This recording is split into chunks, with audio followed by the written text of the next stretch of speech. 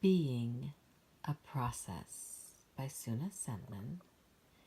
And as promised, I'm going to read a chapter of this book because this chapter, or this whole book, deals with truth as was revealed in a channeling of Yeshua and Saint Germain and others.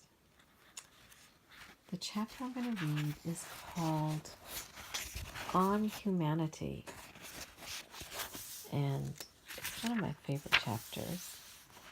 Let me skip the poem. You can read that later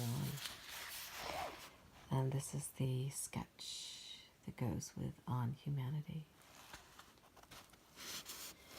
On Humanity. If you can accept the first concept in this book, accept your experience. I better do this. Your experience is real. Then multiply the individual reality times a billion, and we have the reality of humanity. I remember an incident when somebody asked my father about his native country, Turkey. The person asked, on which side of the road do they drive, the right or the left? My father answered, yes, both. I relate that to, what comes first, the chicken or the egg? Well, yes, both. Theologically, is the Trinity one being in three expressions or three separate beings? The answer is yes, both. A medical, ethical question, does life begin at conception or when the baby first responds to another human being? Well, yes, both. The intellectual categorization of if a thing is this, it is not that, is a level of thinking that attempts to restrict perception of a real experience. Some of us think that reality is confined to a time and space package of common knowledge. All that is created is real. All experience is real.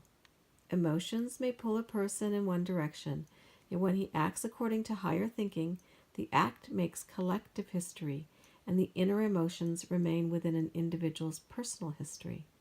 Courage, for example, is doing the right thing while experiencing the emotion of fear. Cowardness is following the emotion into retreat. Avoidance or lower mind, animal instinct action. The act is what makes collective history. The inner experience remains in personal history. So each of the billions of people who walk or walked the earth has a reality of his or her personal experience, a personal history. All the billions of personal histories have common themes that correspond to all humanity. While they all seem different, yes, they all really exist. Humanity is both a common experience and a collection of individual experiences. Is reality the common experience or the individual experience? My answer is yes, both.